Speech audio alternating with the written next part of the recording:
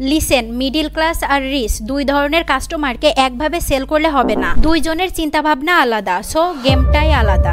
যদি আপনি middle class লোকদের কাছে বিক্রি করেন যাদের হাতে টাকা কম, তাহলে আপনার ফোকাস থাকতে হবে দাম কম, ডিসকাউন্ট বা অফারের দিকে, যেন তারা মনে করে তারা তাদের জীবনের সেরা দিকটা পাচ্ছে। রিচ কাস্টমার এসব দেখে না, এদের কাছে দাম বড় বিষয় না, ওরা দেখে আমি কিনলে কত সময় বাঁচবে, কত টাকা আয় হবে। এদের মাথায় ভয় থাকে টাকা নষ্ট হবে কিনা, তাই আপনাকে গ্যারান্টি দিতে হবে, পুরনো কাস্টমারের রিভিউ দেখাতে হবে, প্রয়োজনে পেমেন্ট প্ল্যান দিতে হবে। রিচ কাস্টমারকে গ্যারান্টি দিয়ে সময় নষ্ট করবেন না।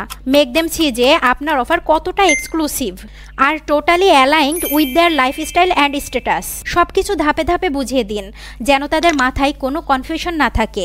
আপনার কথা হবে শর্ট, স্ট্র্যাটেজিক আর হাই লেভেল। ফোমো তৈরি করবেন, যেমন অফার শেষ হয়ে যাবে কাল বা লিমিটেড স্লট, এতে তারা দ্রুত সিদ্ধান্ত নেবে। মেক দেম রিয়েলাইজ এখন অ্যাকশন না নিলে ভ্যালুয়েবল অপরচুনিটিজ হারিয়ে যাবে। মাথায় রাখবেন, মিডিল ক্লাস কাস্টমার সাধারণত তাদের পেইন থেকে পালাতে চায়, আর ওয়েলদি কাস্টমাররা পেইন থেকে পালায় না, এরা সলিউশনস আর প্রফিটের দিকে দৌড়ায়। তাই before selling anything, decide first আপনি অ্যাকচুয়ালি কাদের কাছে বিক্রি করছেন।